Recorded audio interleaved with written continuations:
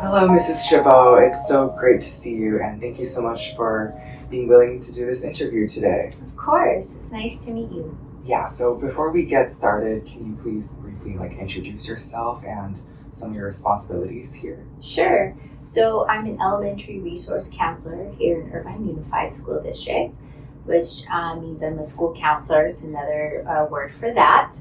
And my duties are a lot. I do a lot of individual sessions with kids, but it's solution focused. It's not therapy. I run small groups. I'm in charge of interventions with kids and when they're struggling academically, but mainly more social emotional on the elementary level. It changes when you're in middle and high school. And I teach a lot of lesson plans in the classrooms, teaching them social emotional learning. So they can handle like the different feelings and things that come in their way. I collaborate with teachers and families. I get families resources a lot, and then help them find outside resources when they need something that the school can't provide them. So those are just some of the things that I do. Yeah, thank you so much for sharing. And in your experience, do you notice any particular mental health challenges with your students that they may not openly discuss? I think at this age group, they're more open to discussing it. I think the bigger problem is more broad, where there's a lot of stigma around mental health still. And Irvine is such a multicultural school district, which I love, but it can be challenging because culturally it may not be normal or appropriate to talk about these things outside of the family unit. And so really changing the mindset of that is kids can't do well academically until their mental health is okay, and that it affects all areas of their life. And so I think the more we talk about it, which May is Mental Health Awareness Month, the more we talk about it and kind of destigmatize it, I think the more apt people will to get help. And that really goes for all ages. So I think it's more of just it being a conversation and talking about it and it being okay to not be okay is really what the biggest barrier is right now. Yeah, thank you. So can you describe kind of how exactly you try to break down that barrier and what you do to destigmatize mental health? Mm-hmm. Yeah, so it's just being able to express your feelings openly. I'm really mad right now, and it's okay to be mad. When it doesn't turn okay is if we're in elementary, so there's hitting and biting and maybe saying unkind things to each other. And then in the upper grades, it can even be cyberbullying, things like that. It can turn different. But being able to learn new ways and coping strategies to handle those disappointments and frustrations, because they are part of the human experience. So not to shame feeling that way, but more of accepting you feel that way, giving yourself a break and time to kind of process at their level, and using a coping strategy like drawing or riding a bike or going for a walk or shooting hoops, something that they can do to really just calm down themselves. And then also just educating them that just like when our bodies get sick, we go and see a doctor. Or if we've had the flu, we just say, yeah, I was really sick for a while, and it's not a big deal. Our brain is another organ too. And to be able to just say, hey, I'm not doing so well right now. I need to see a doctor for my brain, which is what we tell the kids, which, is okay. There's a lot of even therapists that see therapists, and so just making it a normal conversation to have in the home and at school. So that way people don't hide, because what happens is when people feel shame about it or they hide it, that's when we can see things progress and things can get to suicidal thoughts or self-harm, and that's what we don't want to happen. And I think part of kind of being the preventative piece of that is being able to learn how to handle our feelings, our emotions, knowing where to get help, how to get help. And I'm an advocate for students that are struggling to talk about it with their parents. So I'll help them talk about it with their parents, or I'll help educate the parents if they're struggling to understand. So that's some of the ways that I try to destigmatize it.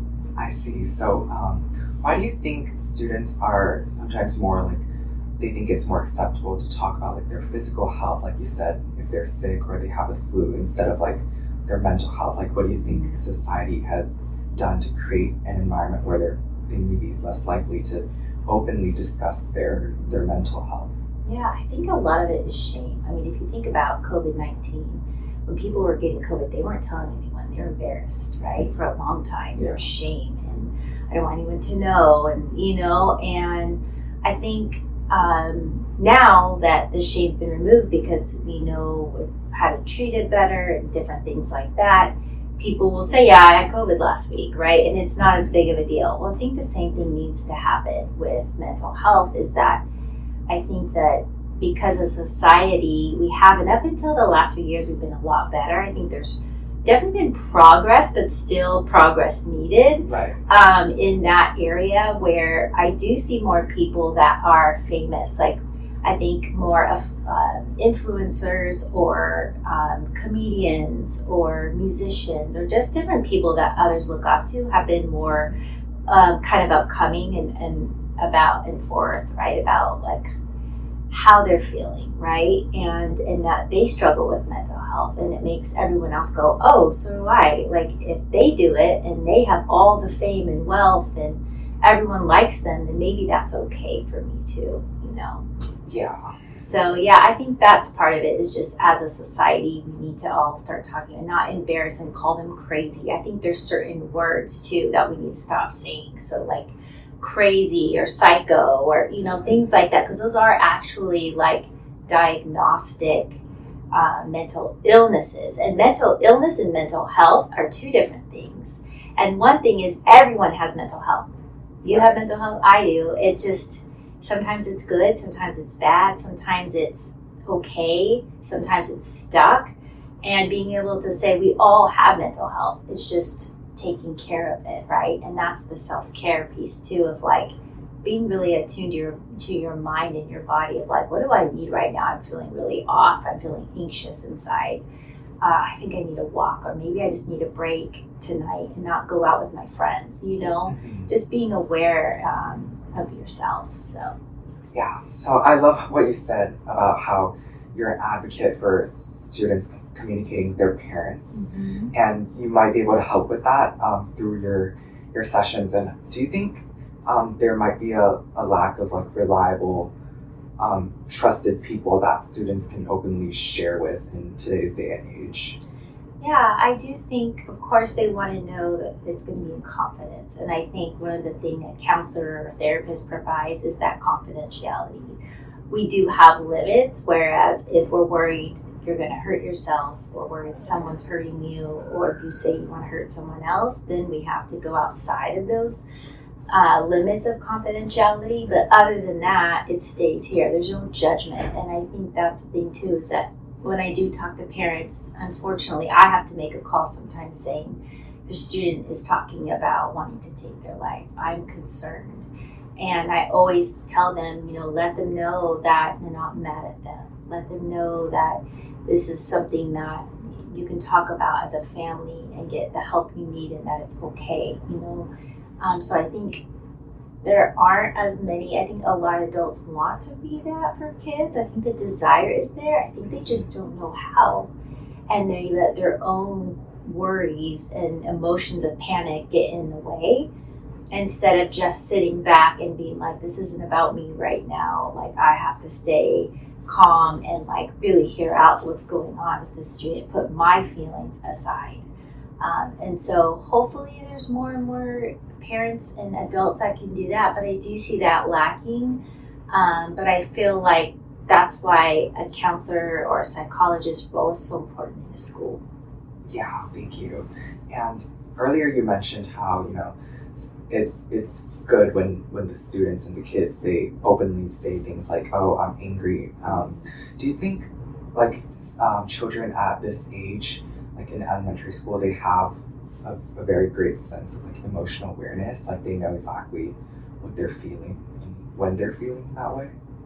Yeah, some more than others. I think there's some that naturally just have a high emotional intelligence, where they're really aware of their feelings, and others.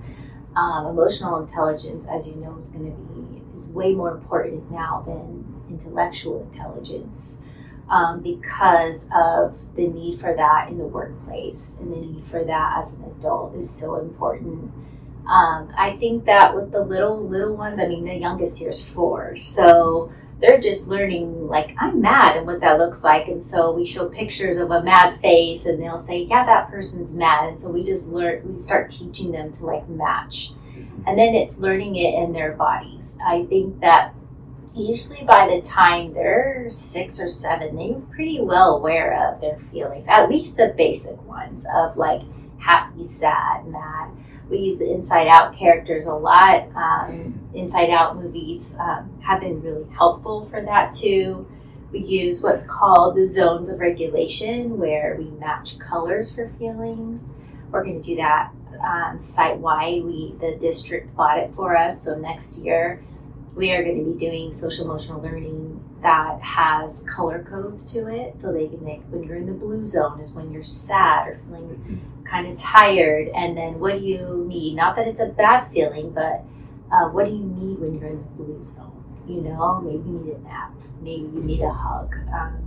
And I think that's going to be a lot of my job, is to teach them how to learn those feelings too. But the feelings wheel is a lot more complicated. Have you ever seen those colored wheels with all the feelings? Like the Plutchik's wheel of emotions. Yeah, that's so, you know, we start very basic, and then by 6th grade, I'm starting to introduce them to that and realizing that, you know, you can have a feeling of excitement and also really nervousness about going to middle school. That you can have two different feelings at the same time, and that's okay.